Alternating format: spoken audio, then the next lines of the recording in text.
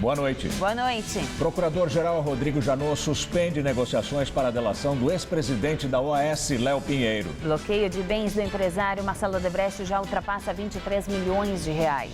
Escolas estaduais em construção na periferia paulistana estão com as obras paradas e os prédios abandonados.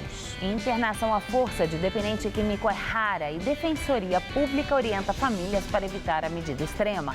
Chegada de nova frente fria derruba a temperatura em São Paulo, mas muito morador de rua ainda rejeita abrigo. Tite anuncia a primeira convocação para a seleção. 7 campeões olímpicos vão para as eliminatórias da Copa.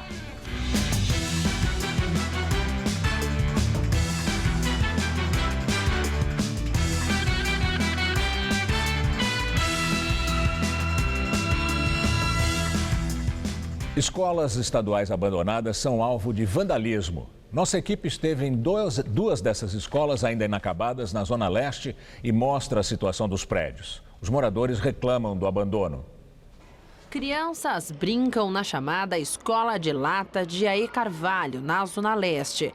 Há 2 anos, a brincadeira delas já deveria ser neste prédio ao lado, prometido para abrigar a Escola Estadual Coab Águia de Aia em 2014. Não tem segurança, não tem nada, né? Não tem ninguém para tomar conta. Depois de denúncias, o prédio começou a ser limpo na semana passada, mas ainda tem muito trabalho pela frente. A Secretaria de Educação espera que em 6 meses tudo esteja pronto. Na Águia de Aia nós tivemos um problema contratual, né? Aí esse problema contratual decorreu do não cumprimento dos prazos para a execução da obra. Hoje nós estamos com uma nova empresa lá, né? Tem um prazo aí previsto no contrato para se concluir de 180 dias, né? E a nossa expectativa é essa. Obra de escola estadual abandonada também é reclamação de quem mora na Coab Juscelino Kubitschek, ainda na Zona Leste. A entrega do prédio seria em dezembro do ano passado. Foi adiada para abril deste ano, mas até agora, nada. Há uma grande expectativa, né, da comunidade ter uma escola acessível, com elevador. É uma grande promessa que iria substituir a escola velha, que é o Guerra Junqueira, né? E essa expectativa ela foi frustrada porque essa obra ficou parada. O governo nem deixou nenhum segurança para poder estar tomando conta do patrimônio, entendeu? O pátio externo está cheio de entulhos e em cada um dos 4 andares, o que não foi roubado está quebrado. Onde funcionaria um laboratório de ciências, não existe mais nada. Aliás, existe, mas está tudo quebrado. Aparentemente, de fora a fora, aqui teria uma bancada e outras 2 mesas também de trabalho nessas 2 colunas, que agora todo esse granito virou entulho. Isso daí não pode ficar dessa forma. Eles têm que tomar a iniciativa e terminar essa escola aí, que ia ser uma das melhores escolas que tem por aqui na região. A Secretaria Estadual da Educação não soube informar por que a obra foi abandonada e o futuro dessa escola ainda é incerto. Infelizmente eu não estou com o contrato aqui, não dá para a gente conversar especificamente sobre isso, né? Mas provavelmente está tudo pontuado no contrato. Quando a empresa de fato, vamos dizer assim, né, apaga todas as luzes e aperta o interruptor e entrega a chave, aí passa a ser, de fato, um compromisso do governo. Segundo a Secretaria Estadual da Educação, atualmente existem 42 escolas estaduais em construção. Os problemas nas obras, de acordo com o governo, são pontuais e os prejuízos causados pela ação de vândalos vão ser pagos pelo Estado, ou seja, por nós que pagamos imposto, ou pela construtora, dependendo do que foi subtraído ou danificado.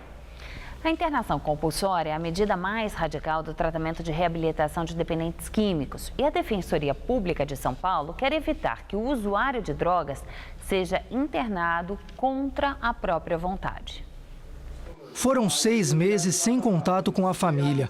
A medida radical era parte do tratamento. Aos 22 anos, Diogo já estava refém das drogas. Eu acordava cedo, ia trabalhar e chegava em casa, tomava banho e usa droga até 2, 3 horas da manhã. Hoje, oferece ajuda a outros dependentes químicos. 2 programas prestam auxílio aos usuários de drogas em São Paulo, o de Braços Abertos da Prefeitura e o Recomeço do Governo do Estado. Na semana passada, o governador Geraldo Alckmin inaugurou obras de modernização do CRATOD, o Centro de Referência em Tabaco e Outras Drogas, e prometeu para daqui no máximo 40 dias outra unidade do Recomeço.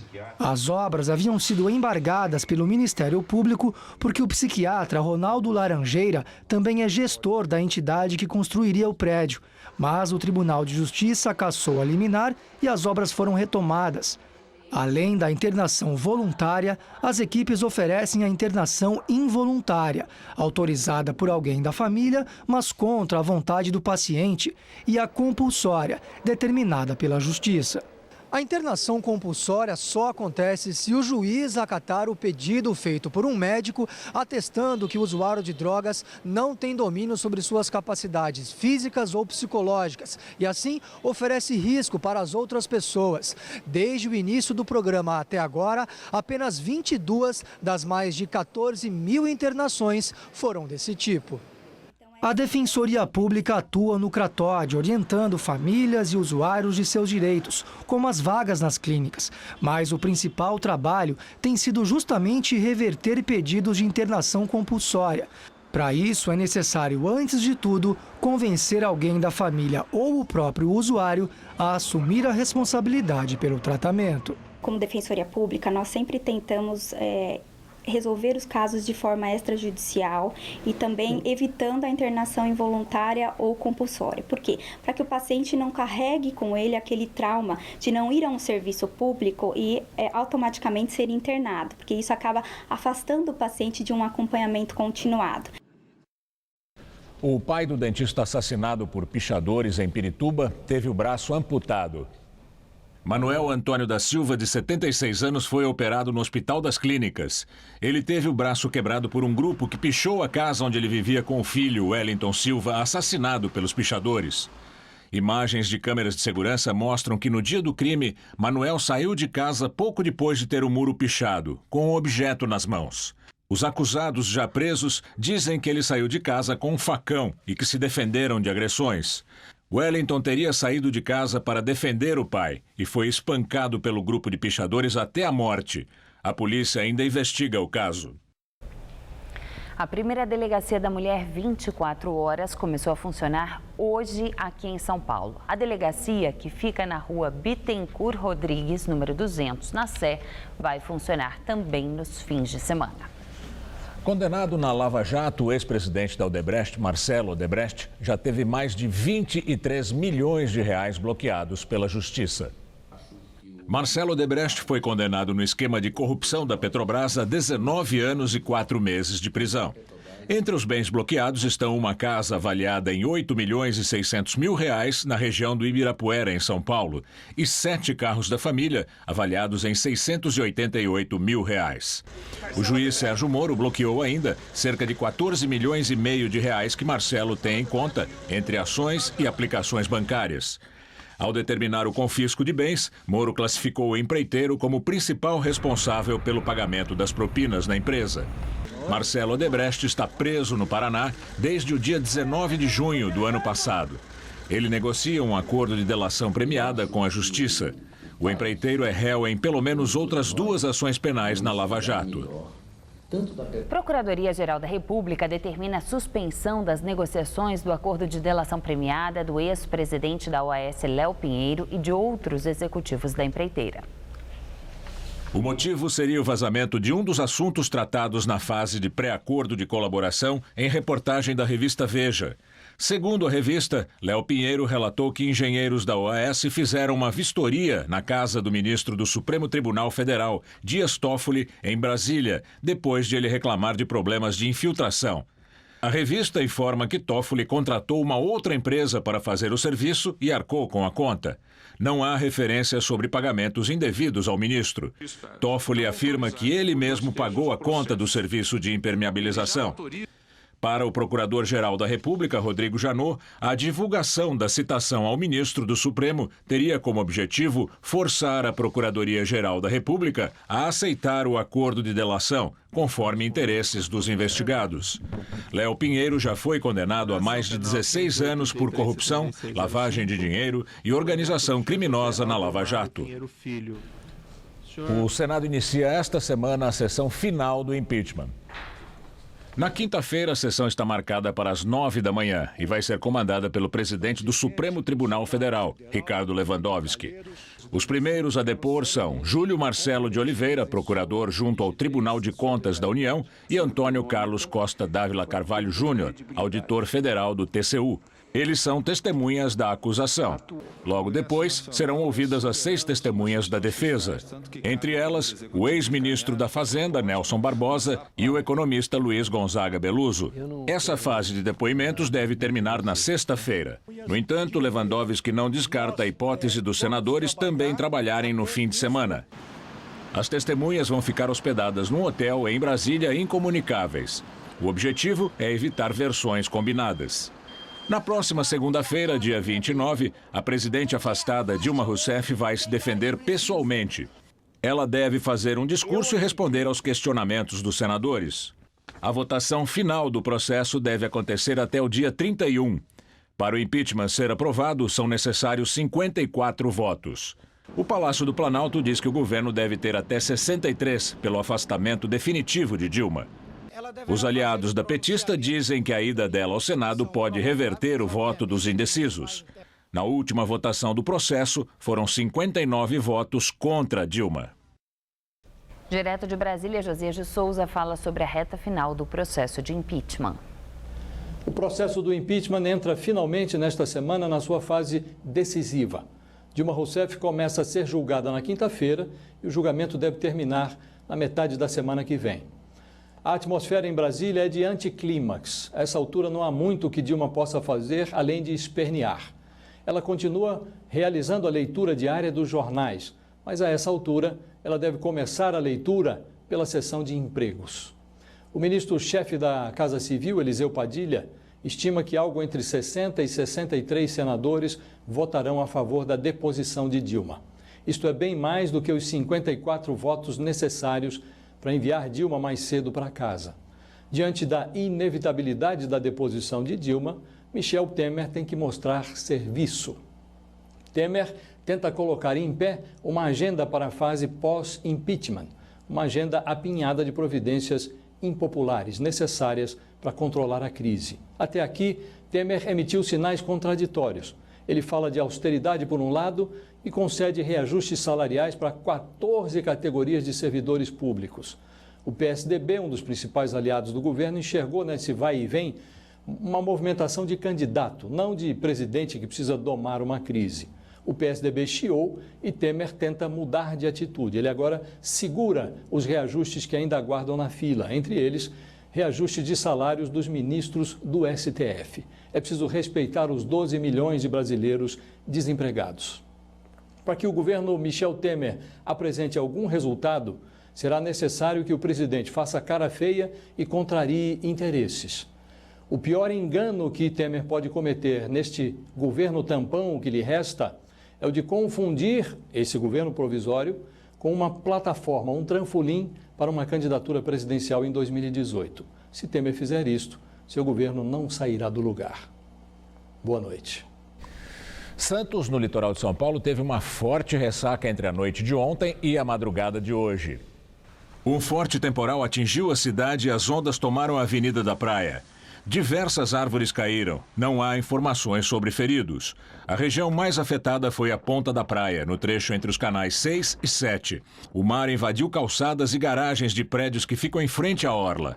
A Prefeitura de Santos alegou que não há risco de inundação na região, mas que as avenidas estão interditadas por causa de resíduos e pedras na pista, que precisam ser retiradas. De acordo com a Defesa Civil de Santos, os ventos chegaram a 82 km por hora e a maré subiu mais de 2,5 metros. O inverno entrou na reta final neste mês e a despedida acontece em grande estilo. A chegada de uma frente fria trouxe chuva e derrubou as temperaturas em São Paulo.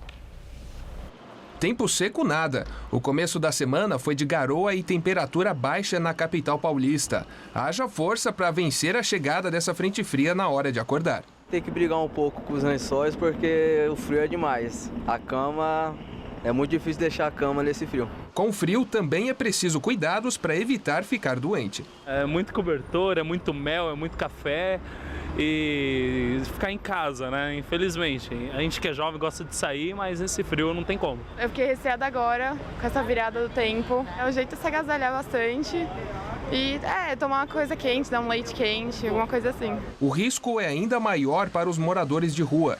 No centro de São Paulo, na região do Anhangabaú, a prefeitura mantém uma tenda emergencial como abrigo, mas são poucos que usam.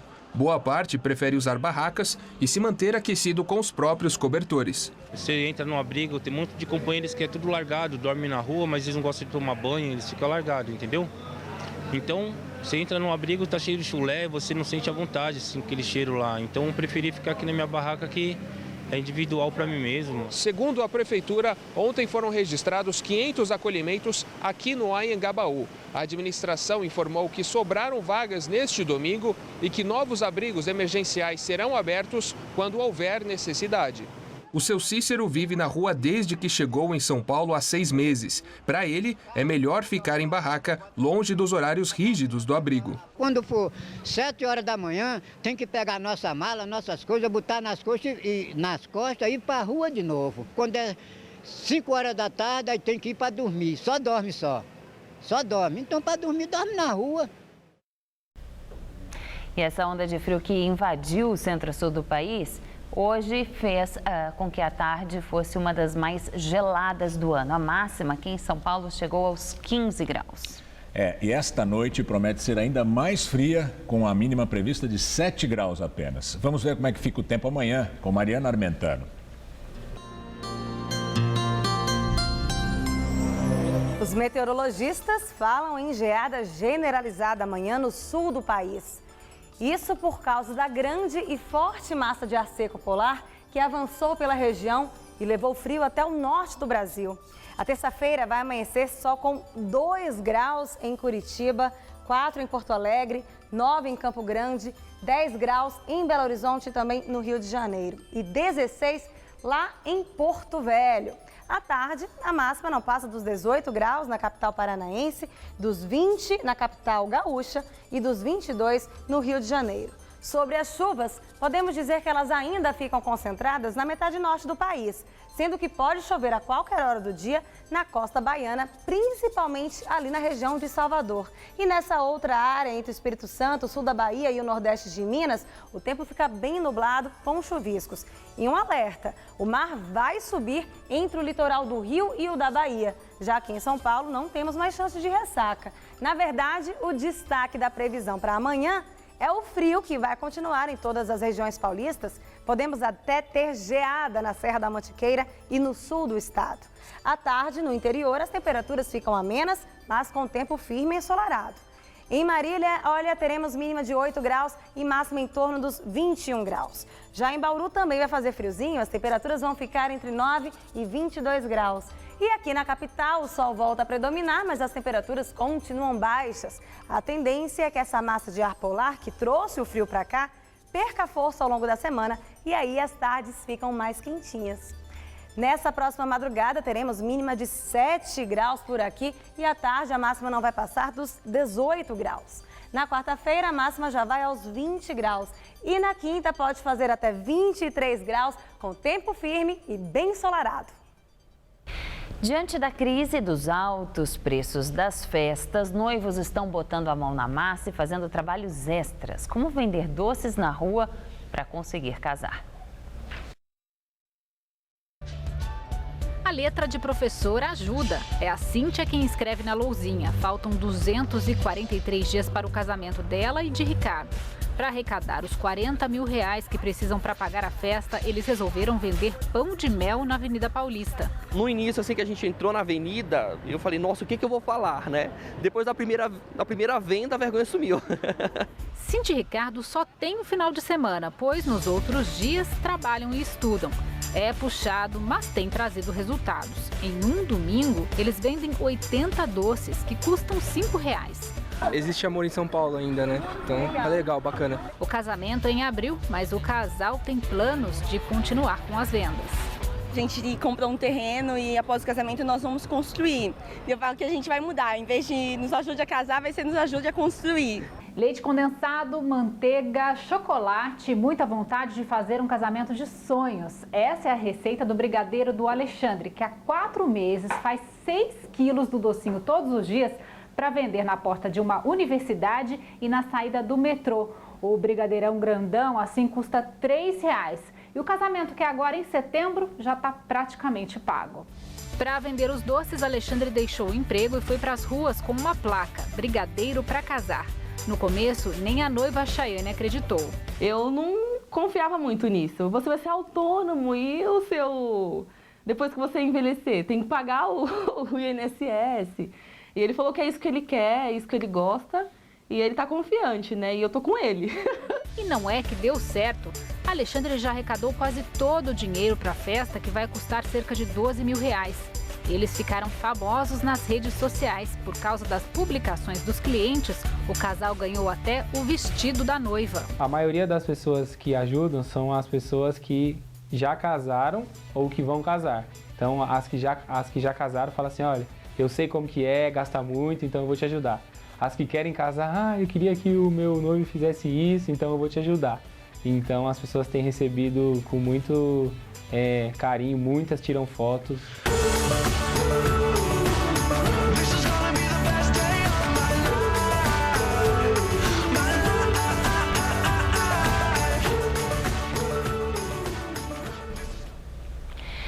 Mais uma vez, em poucos dias, o presidente interino Michel Temer se reúne com o presidente da Câmara dos Deputados, Rodrigo Maia do DEM, e aliados para debater a agenda econômica. Depois do encontro, o ministro-chefe da Secretaria de Governo, Gedel Vieira de Lima, afirmou que o governo Temer não deve mais apoiar propostas que tratem de aumento salarial para servidores públicos. Segundo Gedel, é necessário aprovar reformas estruturantes. E agora vamos ao comentário de economia com Denise Campos, de Toledo. O governo está agilizando as conversas políticas para ver se, após a conclusão do impeachment, consegue agilizar também as medidas que podem garantir o ajuste das contas públicas. Mas tem ido com cautela, porque está lidando com questões polêmicas. Começa com a limitação do aumento de gastos, que pode mexer com interesses corporativos. Se fala numa limitação a partir do ano que vem, mas o governo, além de ter endossado um reajuste do funcionalismo, uma rodada, aquele reajuste que foi aprovado pelo Congresso, ainda concordou com a exclusão da suspensão dos reajustes pelos estados no acerto da renegociação das dívidas. E agora não se posicionou claramente quanto aos projetos de reajuste do Supremo, da Procuradoria e da Defensoria. Outra matéria muito polêmica vai ser a reforma da Previdência, que, junto com a limitação de gastos, pode estabelecer uma trajetória melhor das finanças públicas nos próximos anos. Mesmo que resultados mais expressivos demorem para aparecer, o avanço dessas matérias já pode assegurar um ambiente de maior confiança que ajude a acelerar investimentos, reduzir o aumento da dívida pública com juros menores praticados pelo mercado. Com confiança, credibilidade, toda a economia pode funcionar melhor. A interinidade, que está chegando ao fim, reforça a cautela. Isso até explica concessões como as que eu citei. Só que depois não haverá mais essa desculpa. Vai ser hora de arregaçar as mangas e mostrar serviço, resultados concretos e não apenas promessas. A questão é que o fim da interinidade não acaba com a resistência política a essas propostas. Os opositores, parte deles pelo menos, também podem estar mais cautelosos para que nada dê errado em relação ao impeachment. E fora essa resistência, o governo Temer ainda terá pela frente um calendário desfavorável, marcado pelas eleições municipais. De qualquer modo, a expectativa é de tempos melhores. Ainda que não tenhamos uma reversão maior de cenário, dá para esperar por mudanças favoráveis. Em 2017, a economia deve voltar a crescer, com inflação mais baixa e mais investimentos, o que já vai trazer algum alívio mais perceptível para a sociedade em geral. Difícil imaginar um ano ruim como esses 2 últimos que tivemos, incluindo 2016. A economia pode até respirar melhor no último quadrimestre, mas ainda vai ser um período de indicadores bem negativos. O retrocesso, a desorganização foram pesados demais. mais, para que possamos contar agora com uma mudança mais rápida. Eu volto na quinta, até lá. Mercado financeiro mantém previsões para o PIB e a inflação deste ano. De acordo com o Boletim Focus, que é feito pelo Banco Central, com analistas de mais de 100 instituições financeiras, o Brasil deve ter uma retração este ano de 3,20%. Eles estimam também que a inflação feche 2016 em 7,31%. Para o ano que vem, os analistas preveem um cenário um pouco melhor, com crescimento da economia de 1,2% e inflação um pouquinho mais baixa, de 5,12%, abaixo, portanto, do teto da meta do governo, que é de 6%. Com o uso cada vez mais frequente do celular, já tem gente procurando detox digital. De Londres, o repórter Ross Salinas conta essa história. Vamos aos sintomas. Você está online o tempo todo? Fica ansioso toda vez que ouve a notificação do celular? Tá achando que todo mundo se diverte mais que você no Instagram? Calma, você não precisa ir ao médico. O que você pode estar precisando é de um detox. Mas não um desses do suco verde. Eu tô falando de um detox digital. São tantos e-mails de trabalho, mensagens no WhatsApp, pokémons por aí, que cada vez mais gente quer um tempo longe do celular e do computador. Uma pesquisa revelou que 34% dos britânicos já experimentaram ficar um período offline. 41% acreditam que passam tempo demais online. O tempo conectado já é maior do que as horas dormindo. E 4 entre 10 adultos disseram que já se sentiram ignorados por amigos ou familiares por causa de smartphones. É o caso do Harry. My mum just spends so much time on her phone. We walk around the supermarket and she'll just be staring at her phone and stop still and you won't be able to talk to her. And people always think it's kind of the younger people who are doing this, but yeah. O detox digital virou negócio. Esse acampamento para adultos na Califórnia tem como grande atrativo a proibição de qualquer equipamento digital. Tudo é confiscado na entrada. As atividades são todas voltadas para o contato com a natureza. E a interação é assim, cara a cara. Mas você não precisa nem ir para muito longe e nem gastar muito dinheiro para começar o seu detox digital. É mais simples do que parece. Basta desligar o seu celular um pouquinho e aproveitar. Depois da Olimpíada, o Rio de Janeiro fica com importantes legados na mobilidade e na infraestrutura esportiva. Mas a Rio 2016 também deixa para trás algumas marcas dolorosas. Os bike repórteres Renata Falzoni e Murilo Azevedo foram conhecer o único morador que conseguiu manter a própria casa na Vila Autódromo, uma favela removida para a construção do Parque Olímpico. Da janela, Delmo de Oliveira consegue enxergar as arenas onde a história do esporte é escrita. Mas aqui dentro, a realidade é bastante diferente. A residência do Sr. Delmo é o símbolo da resistência da Vila Autódromo, que antes ocupava a área do Parque Olímpico. Essa casa, ela é uma resposta para outras comunidades que não é só a Vila Autódromo, sabe? No Rio de Janeiro tem mais de 500 favelas e eles insistem em esconder que no Rio de Janeiro tem favela. Somos um país pobre. Nós temos que vestir essa camisa, a gente tem que aceitar isso, sabe? E começar a melhorar as favelas e não removê-las para longe, isso não resolve nada. Há 2 anos, quando começaram as remoções, mais de 3.000 pessoas viviam na Vila Autódromo. Quase 700 casas, fruto de uma ocupação que remonta à década de 1970. Essa aqui era uma das ruas da comunidade da Vila Autódromo. Hoje só sobrou o entulho.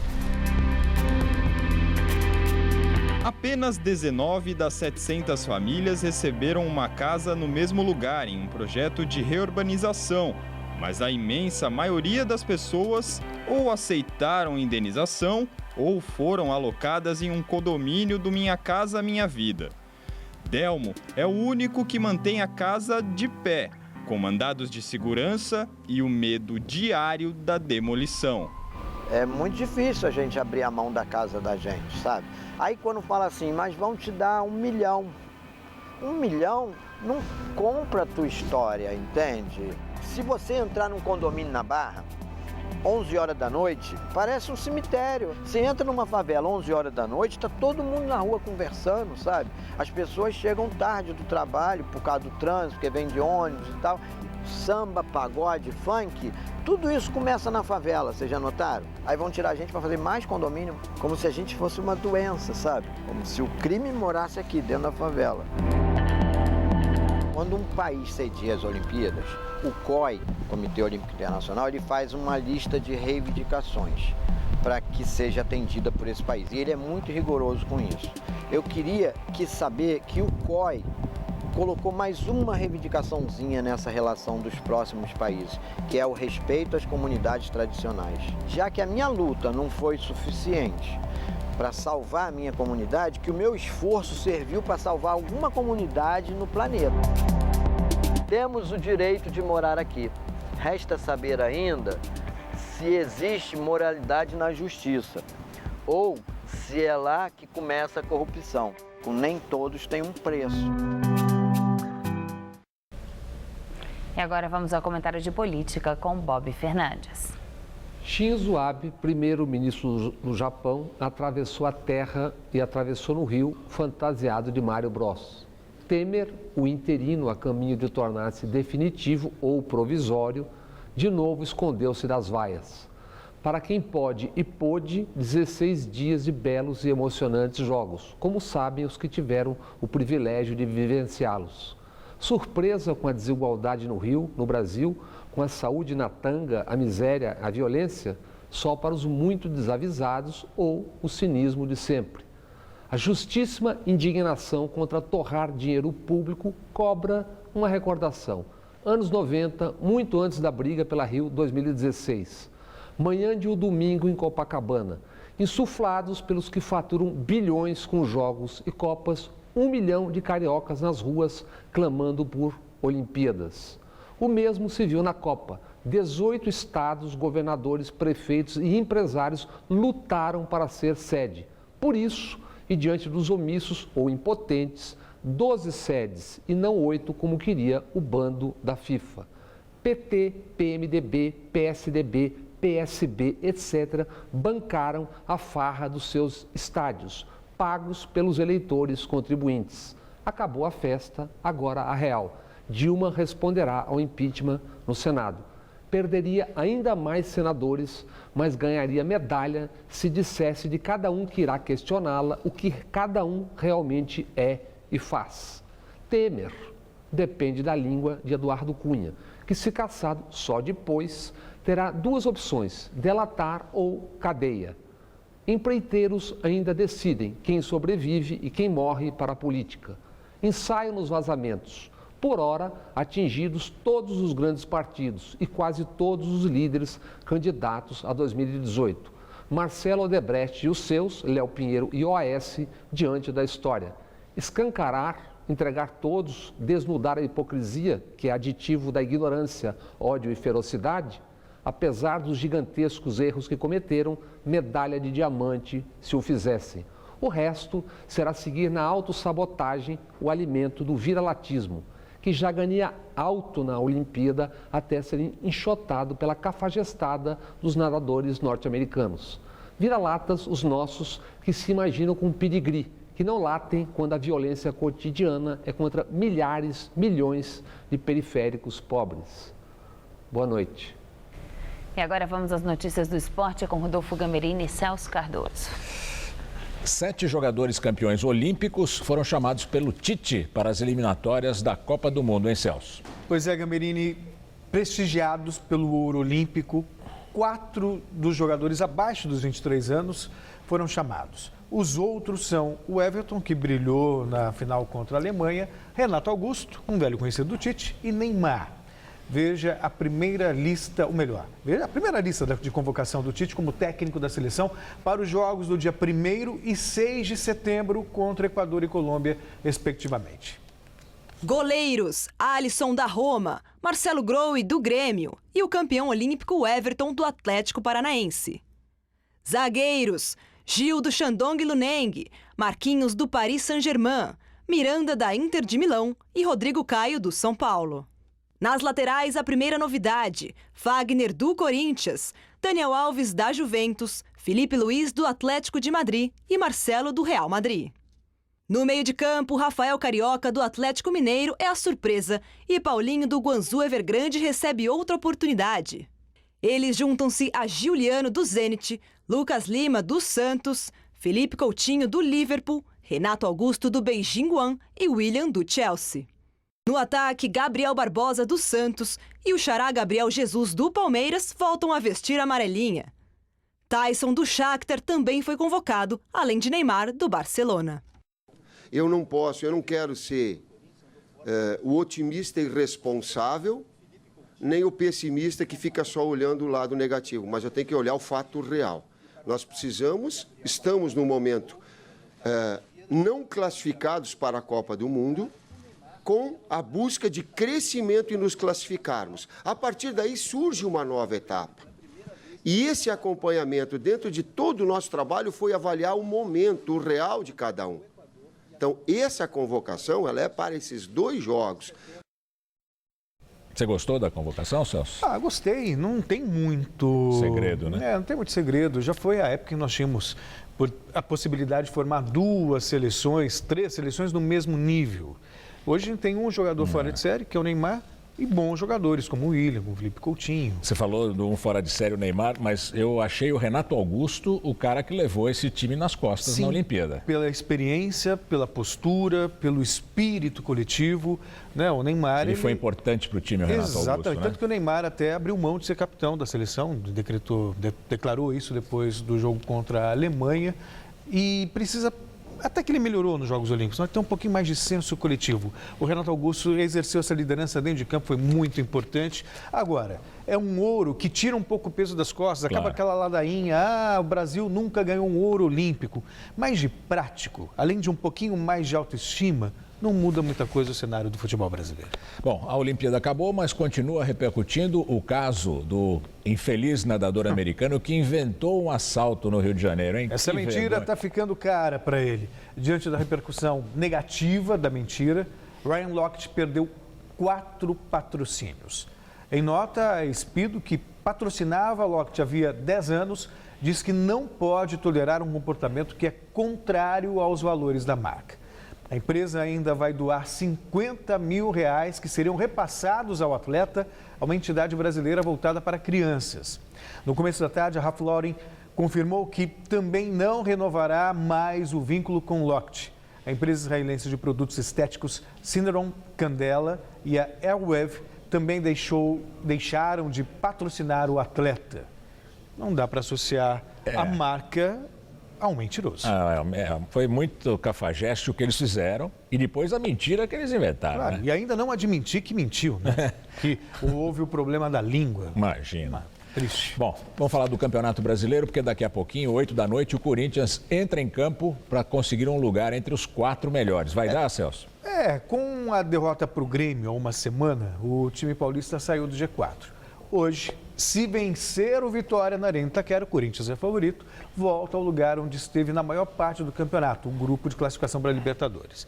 O líder ainda é o Palmeiras, que tropeçou em casa diante da Ponte Preta. Veja os gols. Em São Paulo, o Palmeiras recebeu a Ponte Preta e fez 1-0 com Rafael Marques. O Wellington Paulista empatou para a Ponte Preta. Thiago Martins deixou o Verdão de novo na frente. Mas o William Potker tratou de empatar de novo para definir o placar. Palmeiras 2, Ponte Preta 2, placar final.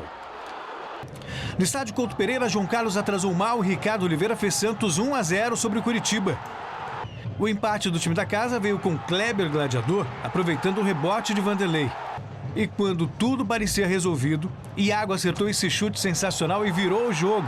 Final Santos 1, Curitiba 2. No estádio do Beira-Rio, em Porto Alegre, Hudson foi derrubado dentro da área por Paulão. Pênalti para o São Paulo. Cueva correu para a bola e fez 1-0 sobre o Internacional. No segundo tempo, Hernando tentou de cabeça, a bola desviou em Mena e foi parar no fundo do gol. Final São Paulo 1, Internacional também 1. O Inter não vence há 13 jogos e perdeu um pênalti ali já no finalzinho da partida. E pena que aquele golaço foi feito contra o Santos, né? Pois é. Tá triste a situação do seu time. Obrigado. Boa noite, até amanhã. Tchau. Juliana. Ministério Público, Prefeitura e as construtoras Cetim e Cirela fizeram hoje a última audiência de conciliação sobre o Parque Augusta. Mais uma vez, não houve acordo.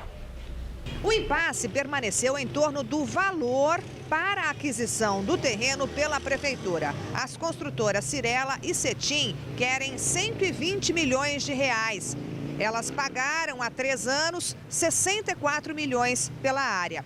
A Prefeitura de São Paulo chegou a oferecer 70 milhões.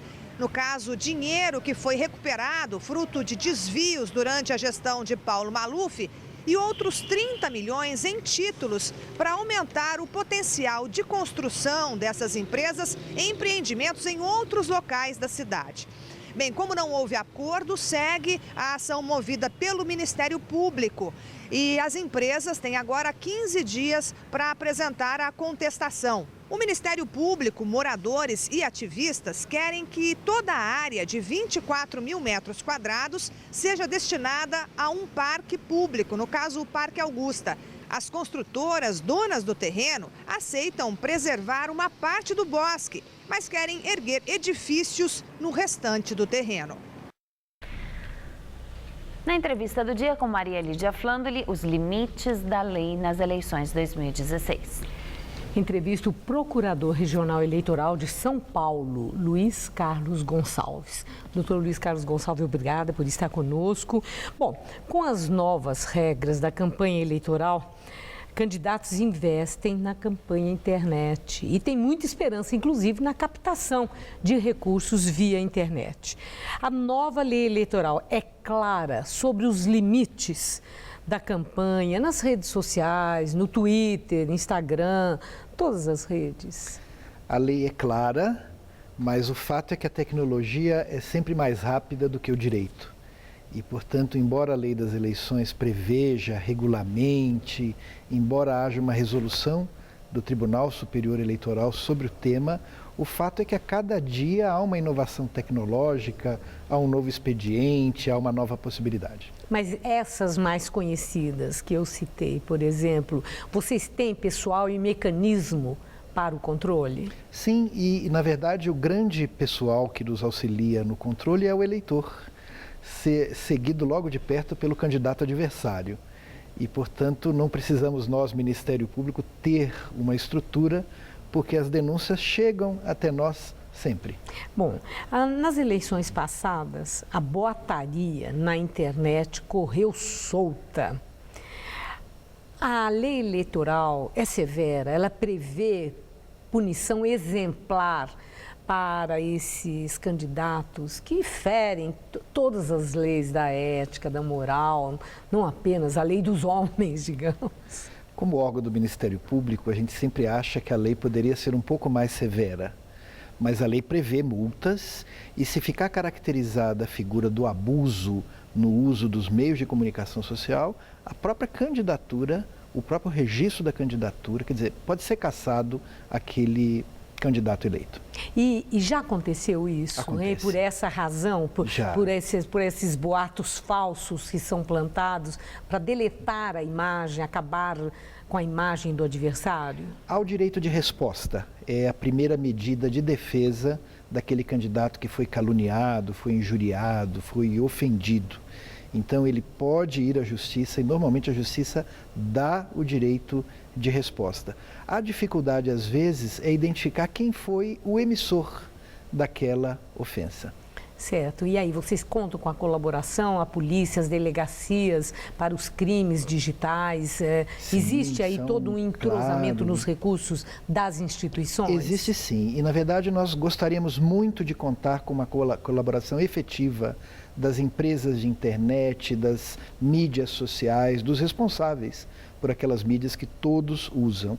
É um serviço público.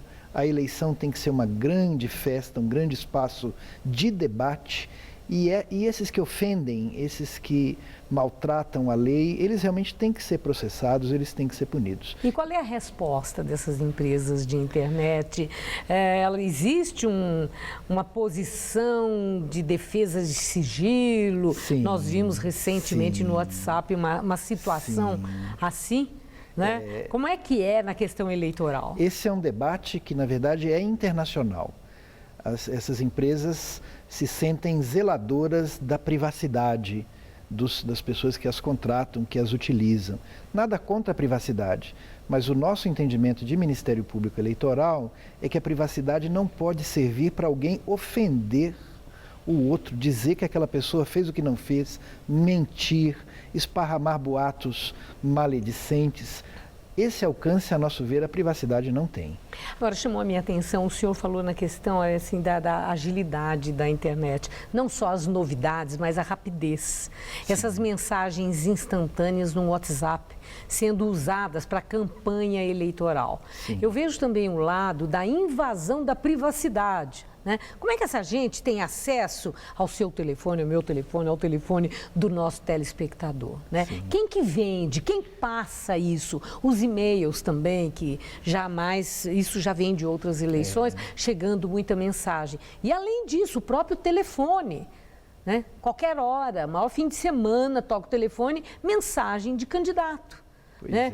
A minha indagação, tudo isso é dentro da lei? Não. A comercialização, por exemplo, de blocos de e-mails, de endereços de e-mails, é expressamente vedada pela lei.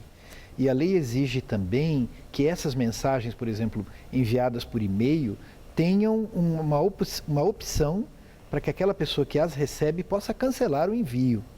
Mas o fato é que as dinâmicas de comunicação são realmente muito rápidas. Então, por exemplo, com relação ao WhatsApp, não tem o mesmo regramento, não tem a mesma disposição.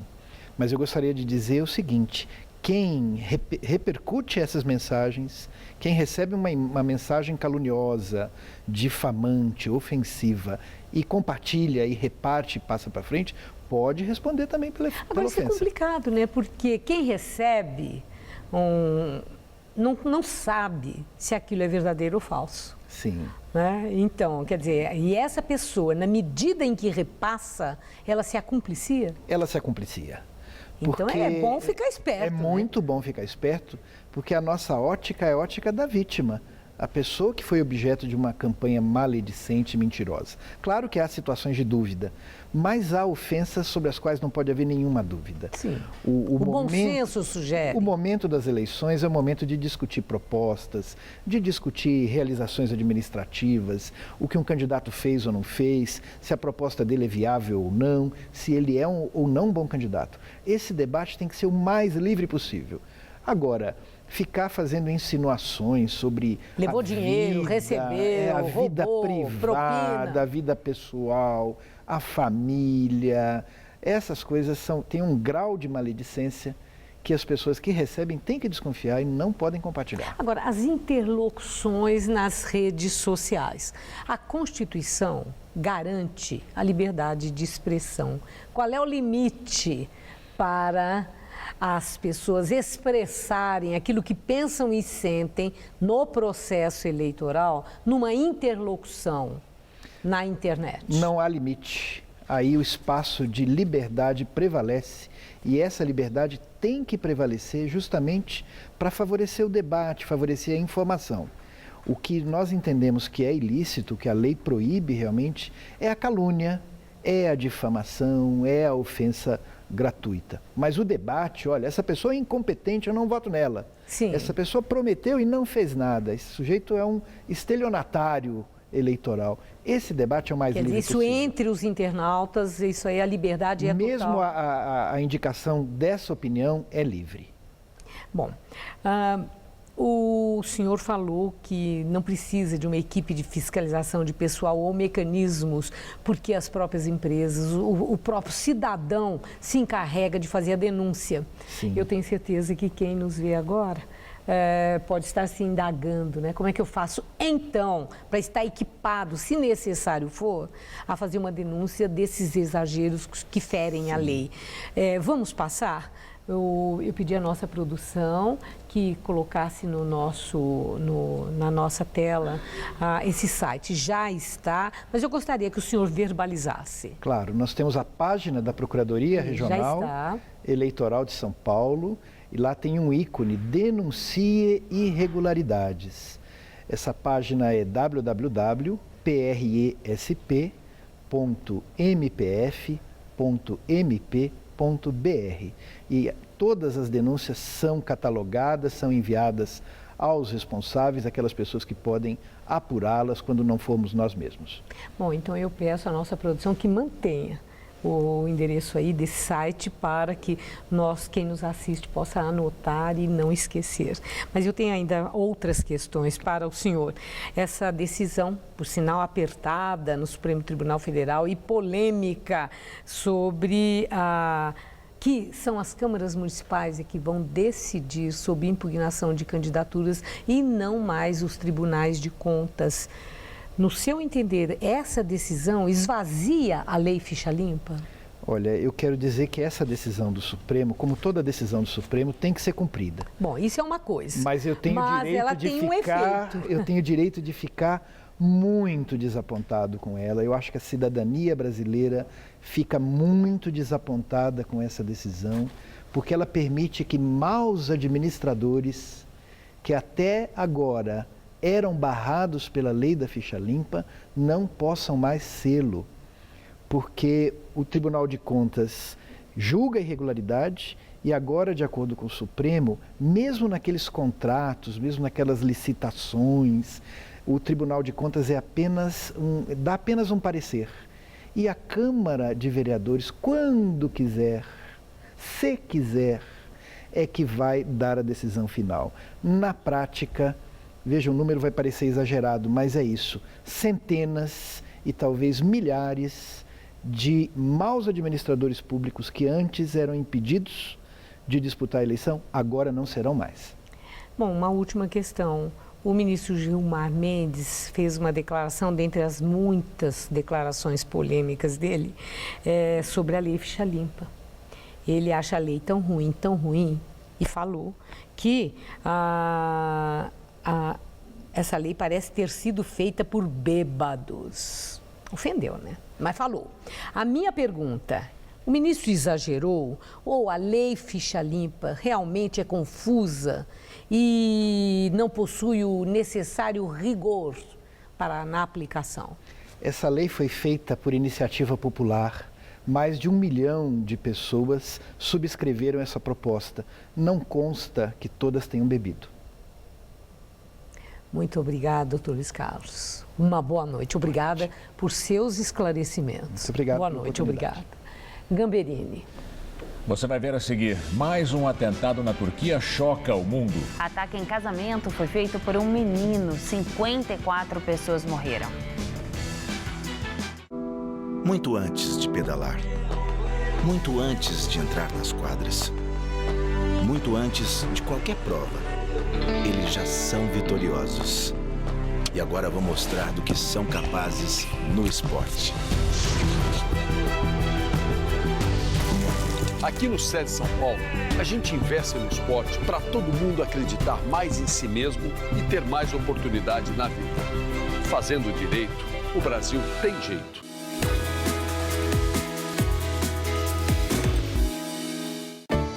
O Carrefour é feito para quem faz tudo e para quem faz o que dá.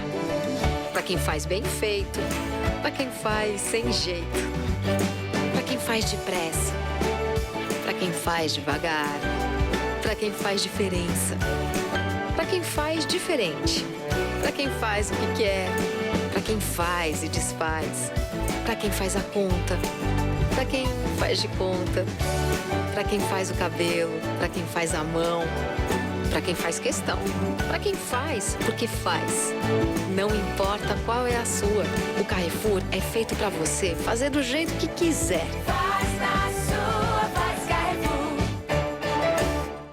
Qual Casper você é? Eu sou jornalismo.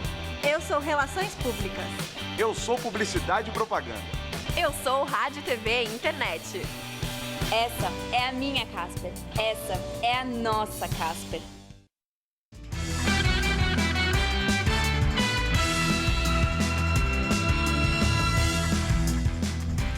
Um menino bomba de apenas 12 anos é detido no Iraque antes de conseguir fazer um ataque suicida. O menino foi preso na cidade de Kirkuk. Ele usava um cinturão de explosivos e ia fazer um ataque suicida numa mesquita xiita. Os policiais retiraram o cinturão e fizeram uma explosão controlada.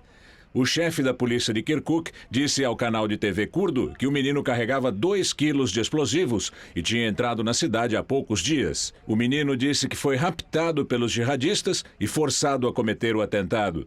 O Estado Islâmico vem usando crianças em ataques suicidas ou como escudos humanos. O atentado de ontem num casamento na Turquia também foi cometido por um menino que tinha menos de 14 anos. O número de mortos chegou a 54 e pelo menos 14 pessoas continuam internadas em estado grave. As autoridades turcas tentam identificar o adolescente suspeito de detonar os explosivos num casamento curdo perto da fronteira com a Síria. O presidente Erdogan disse que ele tinha entre 12 e 14 anos e provavelmente agiu sob as ordens do Estado Islâmico. Ainda não se sabe se o garoto detonou a bomba sozinho ou se o artefato foi acionado por controle remoto.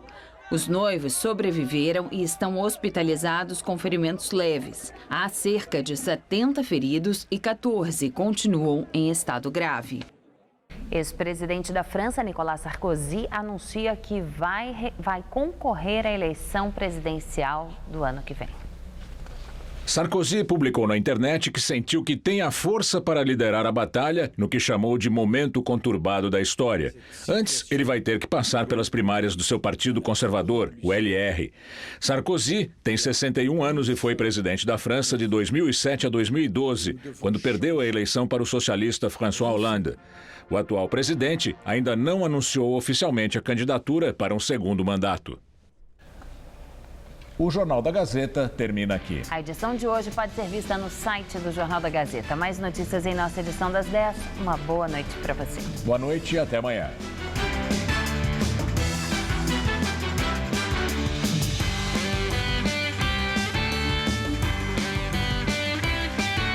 Unifom recebe a cantora Ângela Maria no Todo Seu. Hoje, 10h30 da noite.